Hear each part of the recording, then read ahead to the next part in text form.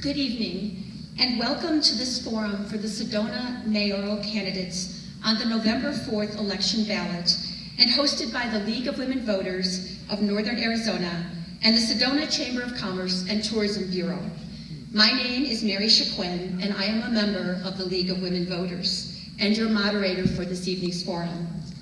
The League of Women Voters, a nonpartisan political organization, envisions a democracy where every person has the desire, the right, the knowledge, and the confidence to participate. The League of Women Voters is an organization fully committed to diversity, equity, and inclusion in principle and practice. Tonight's forum is being videotaped for broadcasting on YouTube and other social media outlets for future viewing.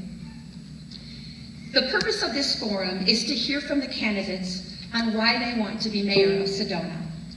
It is an opportunity for candidates to answer questions submitted by the voters to the League of Women Voters prior to this forum, whether it was in email or in other forums that we've had. The goal for the forum is fairness, civility, and engagement. I would first like to start by introducing our timekeeper, Mary Helt, who's right down in front. Her role is to keep us on time. She has 3 signs: a 1-minute sign, a 30-second sign, and a stop sign. She will raise the 1-minute sign, then the 30-second sign to tell you how much time you have left.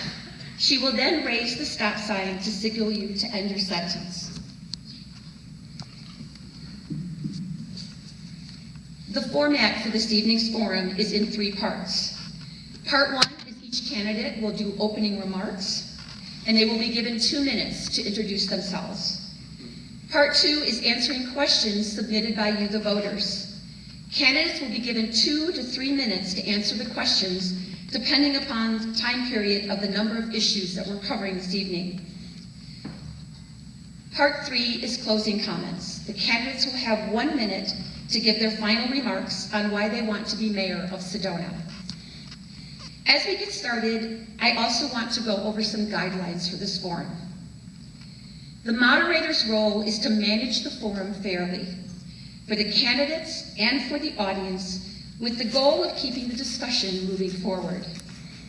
We ask 4 things of the candidates: be respectful of each other's points of view, speak your mind freely, do not engage in personal attacks, and do not interrupt one another. The audience is asked to refrain from applauding or any other way demonstrating support or non-support of the candidates and their comments. Time limits on responses to questions will be strictly observed. As the moderator, I will have the responsibility for enforcing those time limits. If these guidelines are not adhered to by the candidates or the audience, I do reserve the right to adjourn the forum. Now I would like to introduce the candidates for running for Sedona Mayor. The candidates in alphabetical order are Samira Armstrong and Scott Jablow. Let us begin the forum with opening statements from the candidates. Candidates get 2 minutes each to tell us why they are running for mayor of Sedona and their qualifications and skills for the position. The order of speaking this evening has been determined prior to the forum. Our first speaker this evening is Scott Jablow. Good evening, Sedona. I'm Scott Jablow, and I'm running for mayor. I have been a public servant my entire adult life. I was a law enforcement officer for 31 years, a city councilor for the past 8, and most recently, your vice mayor. I'm dedicated to Sedona, and in 2021 alone, I figured out I worked over 800 hours for this city and you. I supported the Pavilion and Bike Skills Park and Posse Grounds. We expanded the dog park. We have 8 new pickleball courts coming, and we're going to be expanding the overall design of the park. I've also been working hard to resolve our most pressing issues, such as resident safety with our all-new, all-hazards evacuation plan. This is truly groundbreaking and something new no other city in the state is doing. We're building 2 affordable housing projects right here in Sedona not 30 miles away. I have been working to return local control and cap short-term rentals and working with key partners to fix our lack of quality health care and controlling over-tourism and damage from our OHVs. Ms. Armstrong continues to mislead you and says that overwhelmingly Sedona voted for a change in the primary. If she did the math, she'd see that only 32% of the voters chose her. 35% voted for me, 19% voted for our current mayor. So in reality, 45% chose a candidate with experience in local government. And don't forget that 65% voted to keep home rule, something I strongly supported, and Ms. Armstrong did not. So the truth is that Sedona voted for experience, not a warrior. I have the experience needed to lead our city and have shown my commitment to our city. With hard work, we can build on our past successes and make Sedona an even better place to live. I ask for your support on November 8th. Thank you.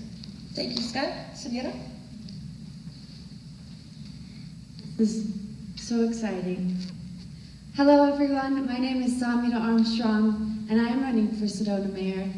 And I will not do a demonstration on how to lie with data and numbers, but I will encourage you to understand that the moment is upon us.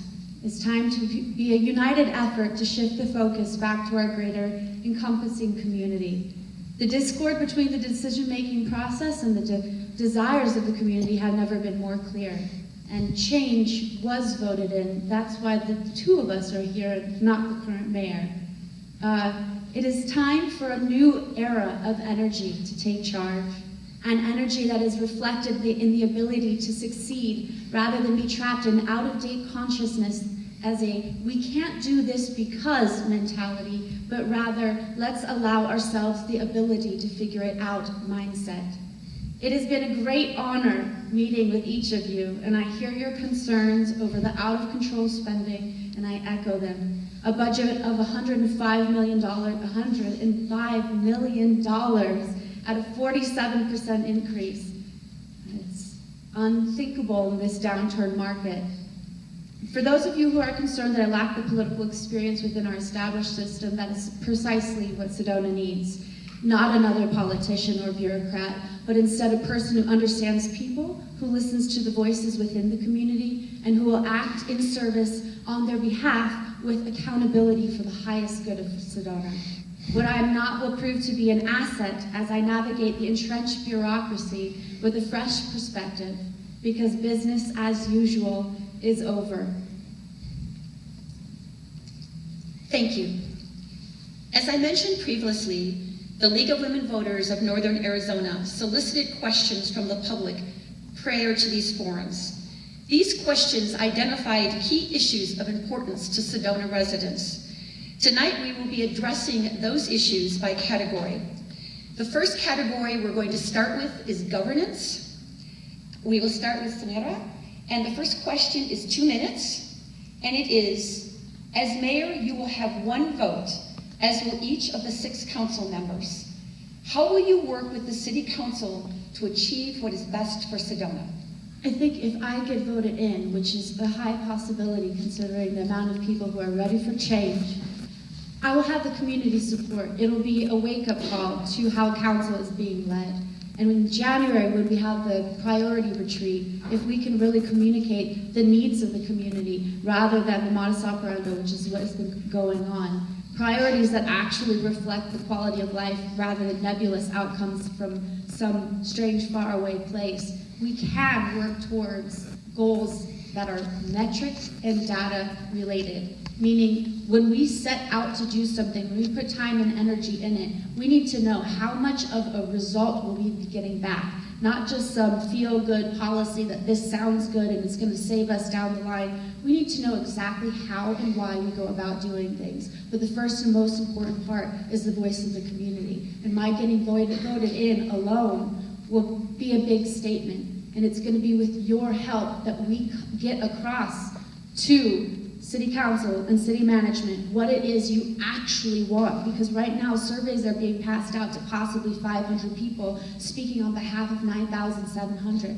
That can't happen anymore. That's why I've brought up the RTS system, simple software so that every resident who's registered as a Sedona local can have their input put in a data system that will simply define what it is you actually want, so that we're not skimming the top of the squeaky wheel, so we can get a clear message across and work towards those goals effectively. Thank you. Scott? Thank you, Mary Chacon. Interesting. We do outreach all the time. We listen to the public. Contrary to what Ms. Armstrong thinks, we do our outreach quite well. We do public surveys. We have opportunities at every council meeting for 3 minutes, but even that 3 minutes may not be long enough, so I accept phone calls at home. I've been doing that for 8 years, not just now because I'm running. Ms. Armstrong mentions the RTS system. Does anybody know what that is? I do. It's at our state capitol. And you can either use it at home or from your computer, or you can go to the state capitol and register your opinions for anything that the state legislature uses. My phone works great. I'm very lucky. I have a computer. I get emails from people on every topic, and we listen. Just the most recent incident that we had was tonight. We were talking about the parking garage. There was a lot of concern about the parking garage, and we are putting that project on hold for many different reasons. Not killing it, but we're putting it on hold to do some more research. Also, where do you think we got this emergency evacuation plan from? From the public. I was contacted by residents in Uptown who said, Scott, I'm concerned about the California fires in another state, and I don't want to see Uptown burning. It took almost 3/4 of a year. We are now doing that comprehensive plan from listening to our residents. We don't do things in a silo. We listen to the residents, and it seems to be working just fine, except for Ms. Armstrong. She tends to listen to certain people, but not all people. I'm out listening and talking and meeting with people 7 days a week. Many of you here, I'm sure I was able to meet with you over the course of 8 years, and I'll continue to do that. I will always have an open door and an open phone. Thank you very much. Thank you. The next question, Scott, we will begin with you. And it's 2 minutes. How does the role of mayor differ from the role of council member? What are the unique powers and responsibilities of the mayor, in your opinion? Well, one most unique power is to call an emergency, such as the mask mandates and COVID. The mayor was able to declare an emergency, and she took action that's only reserved for the mayor to do. The other things are, she runs the meeting. She has one vote, or the mayor has one vote. And controlling the meetings and representing our city at public functions is that job, because we are one of 7. And 1 of 7 is exactly that, 1 vote of 7. In order to either affect change or work with the other councilors, you have to do just that, work with people. Now, I'm used to working with a lot of people, not just my council, but I work with our state legislators. I work with the county boards of supervisors, both of them. I work with the Forest Service ranger. I work with our federal representatives as well. It's all about working with people, and the mayor is the most effective person to do that, and that's her job. Thank you. Thank you. Samira? Yes, I guess this is the adult version of I'm rubber and you're glue at this point. What he forgot to mention was that council members have the ability to fight mayoral dictate when it comes to the mask mandate. He had the opportunity, even though he didn't believe in it, to fight it along with other council members. So in terms of leadership skills, I would argue that you would want someone who would stand up to for what they believe in, regardless if it's the status quo or if you're being pushed or bullied into it. Mayor is also representative of the community, so this is someone who's going to represent Sedona. To consider for yourselves who you would possibly want out there as the face of Sedona, speaking on your behalf, communicating at an eloquent level, and being effective in terms of uniting with other cities around us. On the state level, I'm really enthusiastic about going down to legislature and speaking on our behalf, fighting for the short-term rentals and the needs that we have here in Sedona. So much so that I've already been making those relationships just by nature before I even knew that I was going to be running for Sedona mayor. This is something that is in my intrinsic value set. I enjoy collaboration, even especially when it's with people I don't necessarily agree with, but we have respect for one another and we have similar interests in terms of what the quality of life for residents mean. So while it is only one vote, it's definitely a representative of the overall picture, and if you can strongly communicate the needs of the community, that could be a wonderful thing. Not just a therapist on the other end of a telephone for hours upon hours, and not exactly taking a stand on behalf of the people that you're listening to lament about your troubles here. Thank you. Mayor, you're up next. This is a 1-minute question. How will you engage residents with the city to identify and address critical issues that impact the quality of life in Sedona? I think there's a number of ways that we can go about communicating. A lot of it has to do with technology and meeting people at where they are and how they communicate. Obviously, some of our social media platforms are highly selective in the type of messaging that they allow out, so that's something we need to consider. Communication through personal exchange is imperative, not just on the phone or on an email, but in person.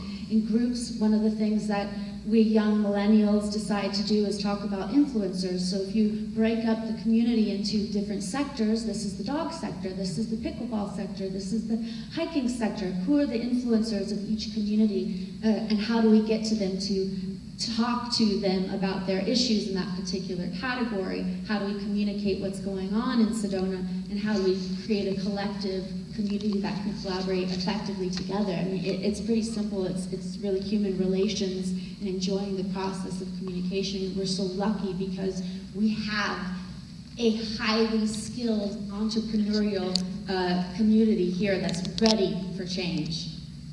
Thank you. Scott. Thank you. I have built my whole career here in Sedona by doing outreach. I engage the residents, and not just on phones and not just on email, but I do reach out. I meet with people in their homes. I meet with people in their offices. I meet with people in their stores. Whether it's uptown or whether it's in West Sedona, I am all over the city engaging and hearing what they have said to me. Such as the shared use pass that we've been working on for the past couple of years. We've been upgrading the Posse Grounds Park, as I mentioned a little while ago. We designated the Forest Road extension, which came from a former counselor and turned out to be a fabulous idea for emergency evacuation. What a great idea. It was formed from outreach from our community. Designated a Los Abogados to Brewer Road connection, which is just finished up. We completed the Shelby Road road improvements, including drainage and sidewalks. Thank you. Thank you, Scott. Scott, you're up for the next. It's just interesting. Excuse that you me, Samira. Notes over here, like he's had the questions Hey, before. excuse me. Scott, you're next up for the question. Audience, Come and take a look. both of you, Scott. Scott is up for the next question. It's 2 minutes. The questions relate to cars, transit, bikes, and pedestrians. What is your vision 5 years from now as to how residents and tourists will circulate around and through Sedona? Sedona in Motion. Sedona in Motion is a 10-year plan that we started just a few years ago. It's to answer the questions that everybody has said. We have too much traffic. We have too many pinch points, and we have made changes. So in order to get cars through our city, we're eliminating pinch points. We have a problem on 89A at the Y. If anyone came and was at our council meeting this evening, you heard us discuss the Forest Road extension coming down to 89A and a new roundabout that will be built at 89A and that intersection. We want a multimodal city. We are engaging 3 types of transit systems that we feel, and I support, will do a lot to remove cars from our streets. We have our trailhead bus system, and for only a few months in service, we have 143,000 people, and that was as of last week. I don't even know what the new number is as of today. 143,000 people using that bus system to get people out of their cars. We have our shared use paths throughout the city, which is helping to get people out of their cars to walk and bike. So I support that as my plans for transportation. Thank you. Thank you. Samira. Yes, I can. The question is, what is your vision 5 years from now as to how residents and tourists will circulate around and through Sedona?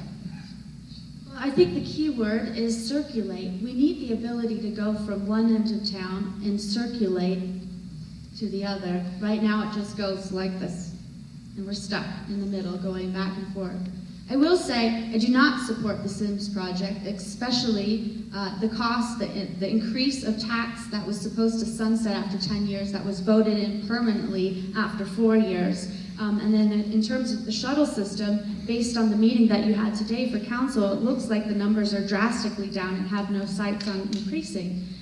In March, the ride share was 2,110 rides. That's not even people, that's one direction. And now it's down, in August it was 724. So again, one direction, meaning half of that. So that doesn't seem to be an effective capture rate to get people off of the street. You actually now have people on the street and also buses on the street empty. So the Sims project is a colossal waste of time and money, and you'll find out soon enough. But yes, the garage system was temporarily paused, and we are appalled at the price of $18 million for that garage. But we haven't even considered the sidewalks that they're going to be spending millions upon millions on to connect that. And anytime you put sidewalks down, that means you have less parking for cars, which means you will have more parking lots. What they are bringing in is more infrastructure to urbanize our community. Are you okay with that? I'm not. People come here for the rural, quaint, small town charm. That will be eliminated with this individual in office. Thank you. And Samira, you're going to be next. This is a 3-minute question, and it follows on what you've just been speaking about. Sedona is investing in shuttle services to trailheads and walkways to popular tourist destinations, such as Soldiers Pass. What changes, if any, would you make to the new Sedona trailhead shuttle service? What specifically would you do to make Sedona walkable for residents, such as building out walk-bike paths along Andante, Coffee Pot, and other resident-dense neighborhoods? I believe that there is a need for safety on our streets. That's obvious. But putting down more sidewalks and hardscapes in a place where people come to experience nature is antithetical to the purpose for their visiting here, and certainly for the reason people come here. I went down to Chapel and saw the shared 10-foot shared path use. Of course, it makes it safer for them to go up the sidewalk. But the individual who I met down there said, wow, this really is a different experience walking on sidewalks. Yes, it's urban, it's city, it's hardscape. It's going to collectively destroy our environment by sealing off the ability for rain to be captured into our soil. We saw it all over California. So if Sedona was in fact walkable in the first place, which it's not, and it's not for lack of sidewalks, It's for the design of how it's set up. You can't walk from West Sedona to Uptown. It doesn't work like that. And there's hardly anything in between to get out of your car long enough to walk that way anyways. So this idea that you're going to change the social behavior of human beings without considering the human beings who actually live here or why they're visiting here makes no sense. And then in terms of the shuttle system, you've now pushed our locals into riding something that's federally funded, which means if the federal government decides that you have to do X, Y, or Z to get on that bus, you have to acquiesce and do what they say. This is a free country. I moved here to Sedona, and I'm sure all of you have too, to be able to enjoy the nature outside, not to get on a federally funded bus and to go out of my neighborhood, to go back into my neighborhood because the parking lot in my backyard is now locked off. I have a friend who that very thing has happened to. So yes, we need to figure out the parking on the side of the streets. Perhaps the boulders are the solution. Dry Creek has a wonderful illustration of sidewalks or paths that we can have that is absorbed, the water can be absorbed into the path because it's crushed granite. And Ojai does this very nicely. We have to balance the needs of the community and also the needs of the ethos of Sedona for why people come here. This is going to increase the heat.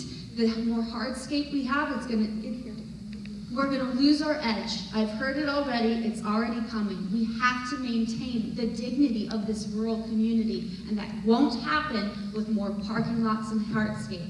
Perhaps rural dirt paths, or there's now a parking ability that you can spray a particular element onto it that's not bad for the environment, and you don't completely change the landscape itself. We can be creative with the solutions, so we don't have to spend millions upon millions to do it. Thank you. Scott. Thank you. We could be creative with our solutions, but I'm not hearing real solutions at all right now. No real solutions at all. But what's interesting is that it was mentioned about federally funded buses. Well, of course they're going to be federally funded buses because they're funding our bus system. They're helping to take the financial burden off of our city and from the sales tax. Come out of the Mystic Trailhead and safely come down Chapel Road to 179 to go to the trailhead, instead of driving through windy streets through neighborhoods. There's a reason why we're doing what we're doing. Possibly you or your neighbors or your friends asked for it. We got these ideas, maybe it's not you, but there are a lot of people who have asked for it, and we listen. Thank you. Thank you, Scott. This next question will be for you, and it will be 2 minutes. There's a fact, the city is proposing a parking garage in Uptown Sedona. The project is budgeted to cost in excess of $18 million and provide approximately 262 parking spaces.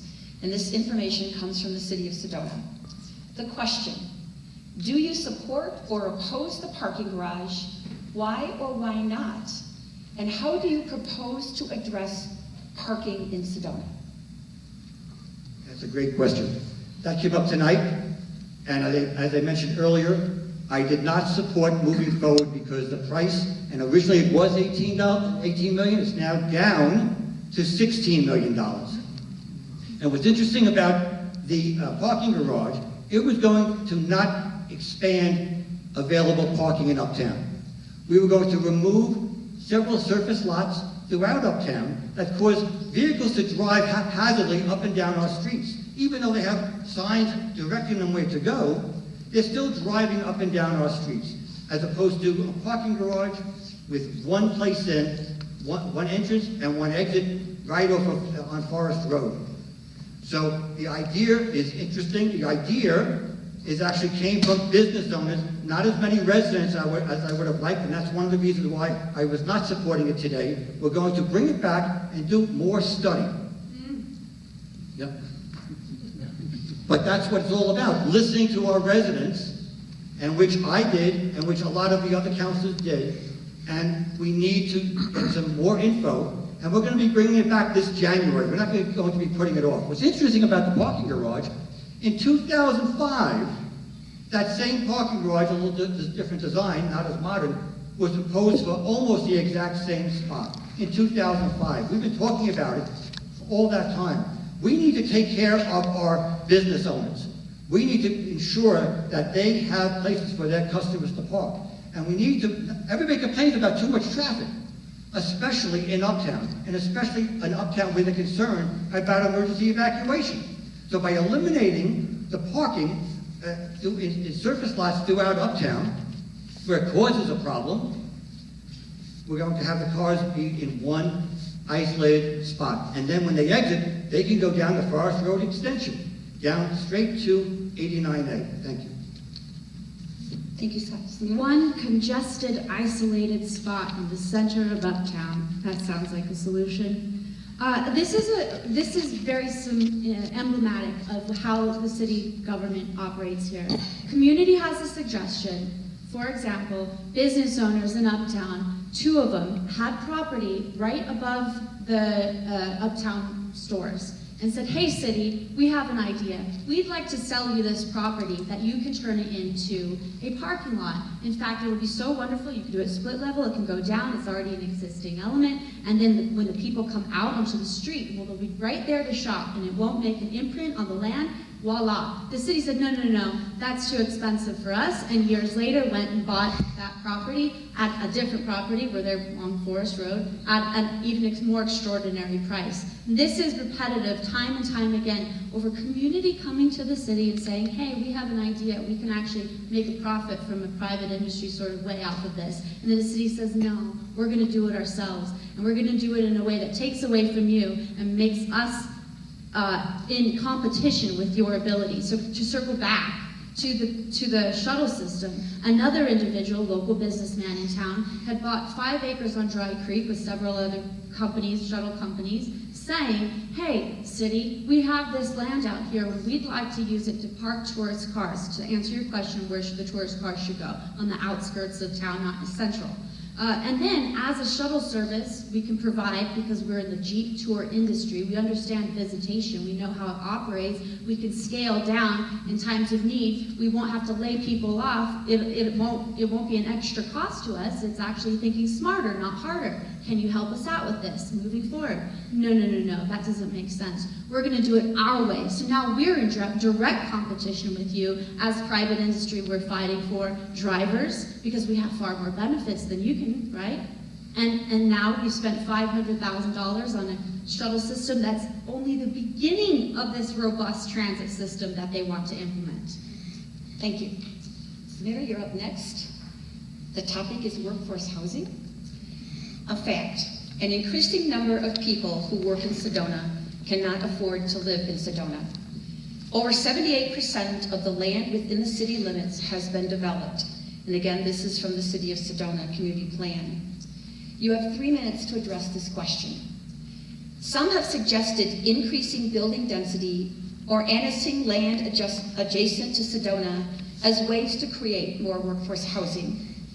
What are your ideas for creating more workforce housing, including the 2 suggestions? Great question. This is something that is really, I'm very passionate about, and I know you probably have a lot on your plate, so you keep saying that I say outside 30 miles. I keep saying actually the word is within it, so just so you know, so you don't have to repeat that over and over again. We need to have the ability to change the model of Sedona without changing the entire ethos of Sedona. And I've talked to realtors in town, a prominent real estate company, they're really upset by what's going on with the short-term rentals. And they liked my solution, which was ADUs in people's land, incentivizing long-term residents who own property, not just long-term, but locals, to put ADUs in the back of their property. And the need for ADUs is imperative because we're in crisis. Because every business that I've spoken to so far, I ask them, what is your biggest issue? Sorry, ADU is basically a guest house, if anyone's wondering. I'm getting a few confused looks out there. There's things called boxables or tiny homes. If we have the ability to put this into an existing infrastructure, you don't change the entire landscape with quote-unquote affordable workforce housing, building 4 stories, which is what this Vice Mayor has voted in our up on Shelby. So I am vehemently against 2-story, 3-story, 4-story mass box apartments. That's just not how we exist nowadays. We are a community of individuals, and we need that sort of space to breathe, so to speak. So this ADU model is something that could easily be popped in. It doesn't even have to be built on site, so you won't have noise. We could use the incentives that the city currently has proposed, where they're giving short-term rental owners money to turn to long-term. Well, what if we use that money for the people who already just live here and want to support the community's need to have a thriving business without workers? And this is something that's evolved over time. Workers haven't necessarily always lived here, but workers from Cottonwood now don't need to drive up here because they have an industry of their own, so we're in competition with them. So we have to change that sort of perception that, no, well, they can drive far and they should be okay. Yeah, they can still drive far. People from Cottonwood do drive to Flagstaff to go to work and vice versa. But if we have community members who actually care about our businesses and our community itself, having the ability for our schools to be filled with local workers, then give them the opportunity to pop these things into their house and in a manner where they won't be able to use it as a short-term rental, and that they can provide opportunity for businesses. Businesses themselves can consider doing that. And that's just one of the solutions I have. I actually did a housing presentation last week. It's up on my website, samitaformayor.com. I encourage you to go look at it. A lot of the metrics and data that I used was based on the Verde Valley Housing Study. Thank you. Scott? Thank you. Yes, Ms. Armstrong's website was based on a lot of that information from the Verde Valley Housing Study, as well as the city of Sedona. And very little of what she's just said was original. It all came from other people's reports. And there's nothing wrong with that. I'm glad she mentioned it. But there really was no original ideas. As your vice mayor, I have supported real relief for our workforce housing issues. 46 units at Sunset Lofts, 22 units at Sinagua Center by City Hall. Change isn't finding housing within 30 miles, like my opponent has suggested. As your next mayor, my change includes how our housing plans can positively affect our local schools by returning students, the children of our workers, back to our classrooms, and to return our workforce to our stores, okay? We have partnered with Sunset Lofts LLC for the 46 units.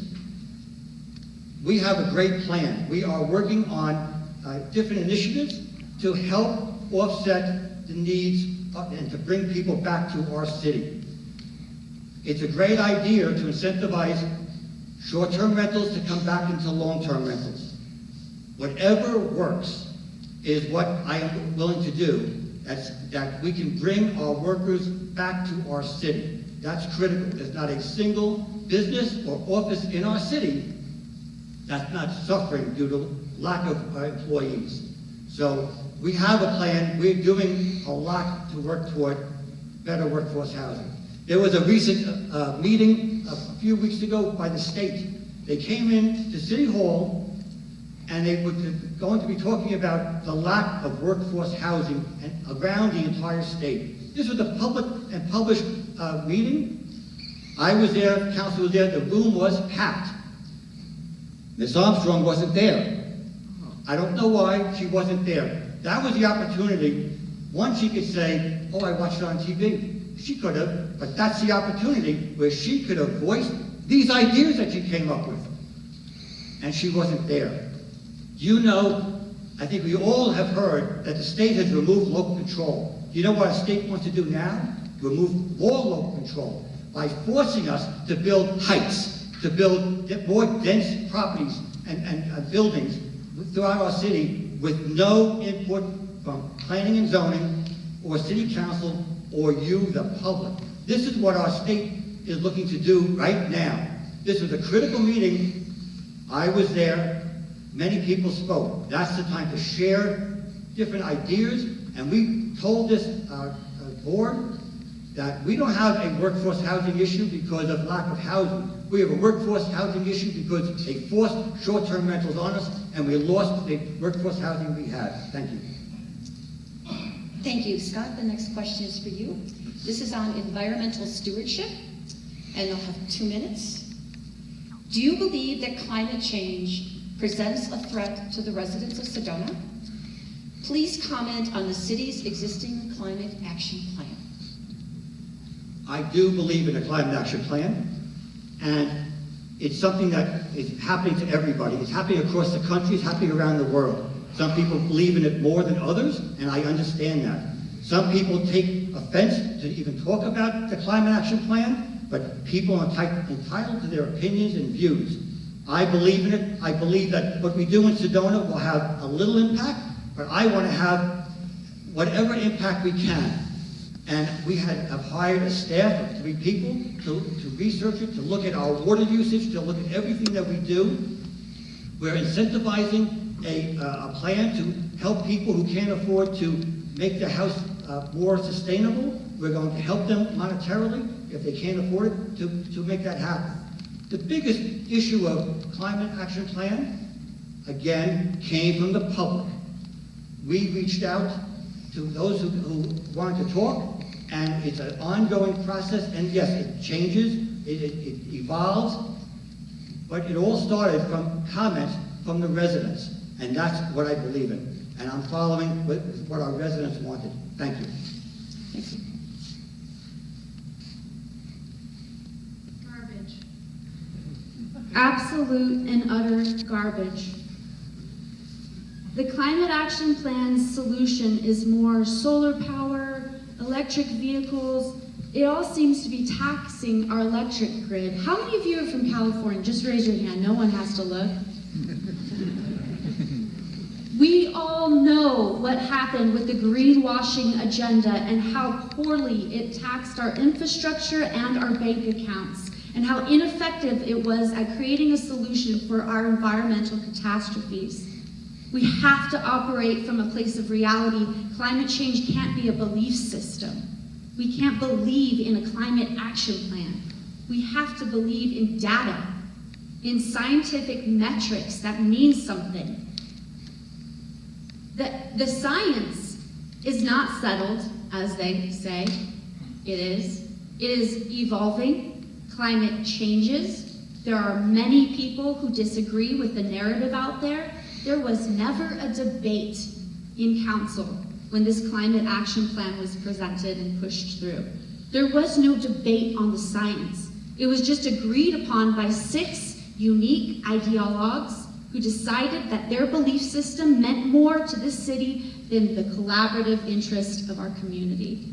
And I am vehemently against an ideology leading a community. Thank you. Samira, you're next on the question. And this is regarding health care. And you'll have 3 minutes to answer the question. What are your ideas to improve resident access and continuity to both primary and specialty care in Sedona and the Verde Valley?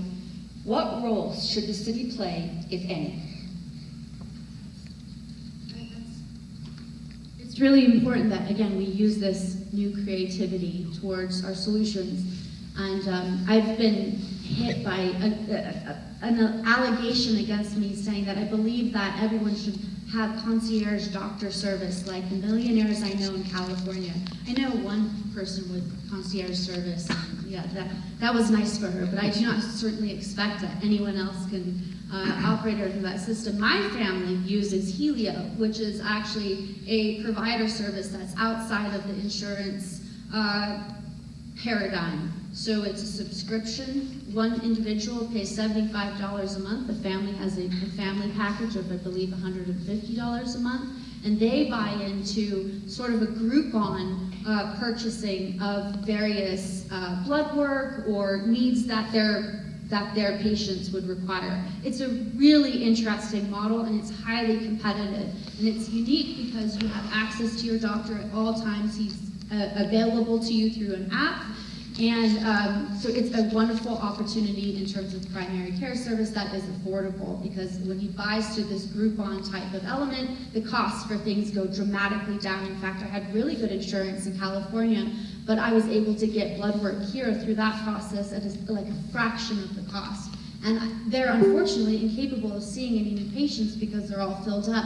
What their suggestion was a model. Many doctors come into the area doing that model, and I have talked to other doctors in the area who left NAH because of the policies that they have implemented that require people to do asinine things and behave in bizarre ways for the sake of the medical cult, so to speak. So opportunity for competitiveness is essential and key. People also can have the opportunity. Nowadays, we're considering there's a naturopath from Flagstaff who works with trade and barter, meaning if you aren't capable of even going to see her, she will come to you and she will trade and barter through services. Perhaps your uncle has an electric company. She will see you, he will be your electrician for trade and barter. That's the origin of capitalism, by the way. I did speak with Josh Tinkle, and he is very enthusiastic, especially due to the polite pressure of the community that you've all provided to them. They are going to be expanding primary care here in Sedona, and also obviously they've got a mecca being developed, which is quite far in Flagstaff. They're also going to be developing opportunity for other doctors, specialty doctors down in Cottonwood. And I know it's not Sedona, but because of the decrease in our population, that's going to be a hard thing for them to tap into and provide, especially because of the housing crisis as well. So these are why we have to look at models outside the structure of this, how it's been done. How it's been done is not working. Thank you. Scott. That's a great question. You know, we have housing problems, we have workforce housing problems. If we don't have good medical care here, that's a huge problem. Now, while Ms. Armstrong talked with Mr. Tinkle, who is the interim CEO of the hospital and medical center, so have I, several times. And I've spoken with the board members of the Northern Arizona Healthcare several times. There is a problem. While Mr. Tinkle is probably a few steps ahead than anybody else before him as far as making a change, or he has never committed to a change. As of right now, whatever he says is good, except he's an interim person. He is not the CEO. He has not been hired as the CEO. But he's really doing a lot of outreach, much more than has been done in the past. There's a problem, and we need to focus on that. I supported a community outreach committee of residents that are working independent from city council, that are talking about the needs, the actual needs, not to go to this doctor or that doctor. What doctors are we missing? What services are we missing? Why can't they retain their doctors? Do you know when they lose a doctor, and anyone who's a big corporation here, when you lost an employee, didn't you do an exit interview to find out why people left? Not so with Northern Arizona. They don't do any exit interviews because they know why people are leaving. They don't want to work there anymore. There's a problem. Now, this committee is going to be doing outreach amongst themselves, and then they're going to speak with Mr. Josh Tinkle and share their opinions. But the fact is, they don't work for us. They don't work for the state, the hospital. They're an independent organization. And as an independent organization, all we could do is ask. All we could do is show reasons why we are lacking. Like, I'm sure they really don't know why we're lacking, but it has to be brought up out in the open.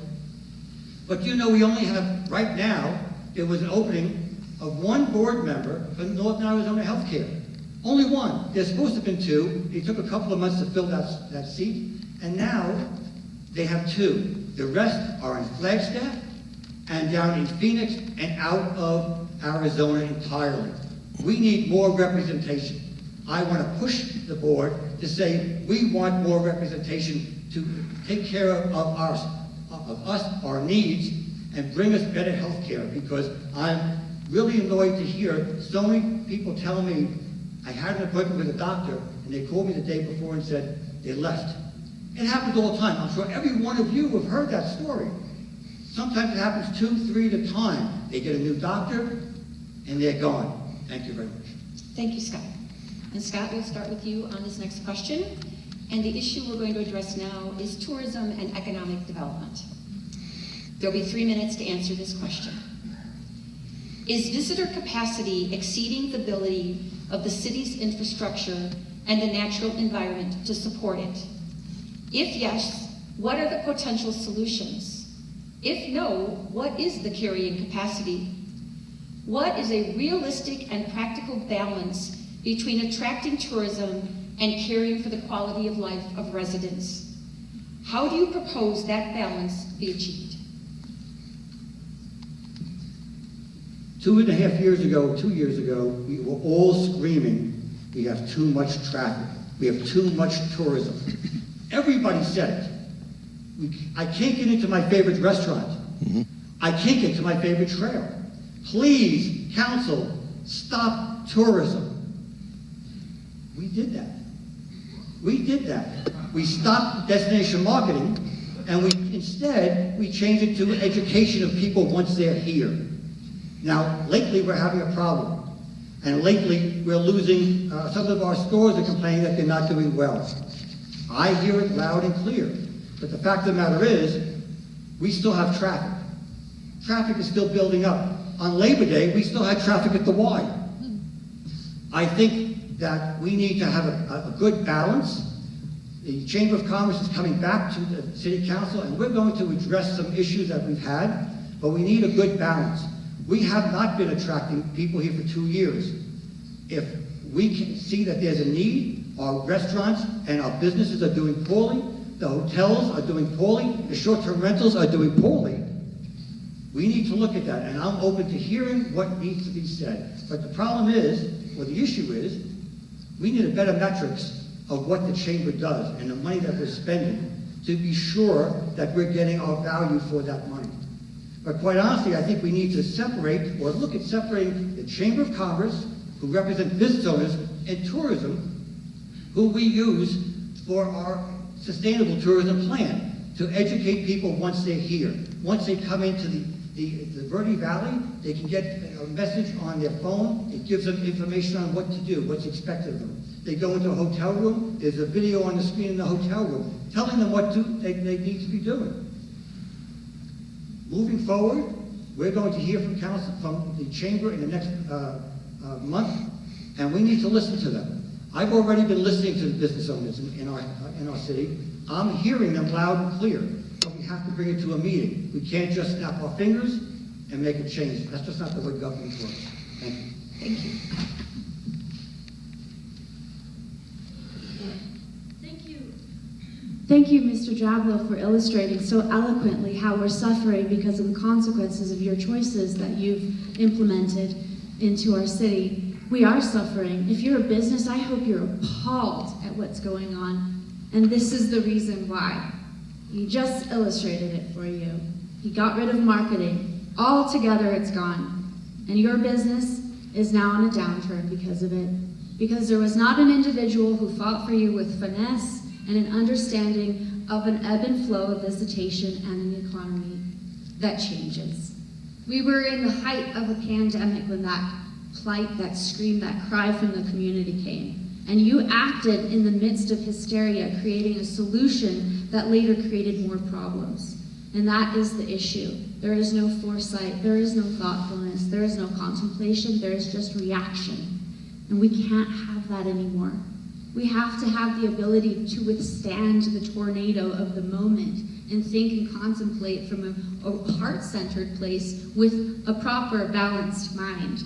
And when we do that, when we have the two, the heart and the mind, we can move forward with solutions that actually make sense. I think it's interesting that after 8 years, you're finally asking for metrics. I've never heard you say that the whole time you've been I've been to these council meetings. It's good you're finally saying it. Quite frankly, I think you're stealing a bit of my platform, but that wouldn't be unique because you tend to do that quite a bit on council as well. And I'm seriously concerned that if you were to become mayor, whose ideas at that point you would be taking. Visitors don't come to this rural, beautiful community to go in front of their telephone and be told how to vacation. I'm gonna, okay, I'm gonna go out here and I'm gonna treat the land with dignity. It starts with culture. It starts with community. If you go to Hawaii, you know you do not touch the rocks. You do not mess with the trails. You stay on the path and you respect it. In fact, you even leave a token of your appreciation for allowing you to be a part of that. But how in the world could Sedona's community reflect that when we're not treated that way by our city? We need to be treated with dignity. It needs to start from the culture of the community. We are the ones with the vision. We define what happens here. Not the Chamber of Commerce, God bless them, not the city government. It's us. It's up to us to bring festivals that are unique to our core memories that we do every year. You use those shared youth pass for a LED Lantern of the Lights festival where we all come together collectively as a community with our kids and our elders, and we walk that path from one end to the other, and at the other side of it there's food trucks, and we celebrate, and we do it every year, gosh darn it. And we do it so much that suddenly the visitors want to do it too. But they don't go and they don't throw trash into the yards, and they don't leave trash for the javelinas. They respect it because they're emulating how we are respected and how we respect it. Thank you. Samir, the next question is for you. Sedona is heavily dependent on tourism for sources of income. What other types of industries would you work to bring to Sedona that would not only diversify the sources of income, but could conceivably bring good-paying jobs to the area? And you have 3 minutes for this question. What we need is a good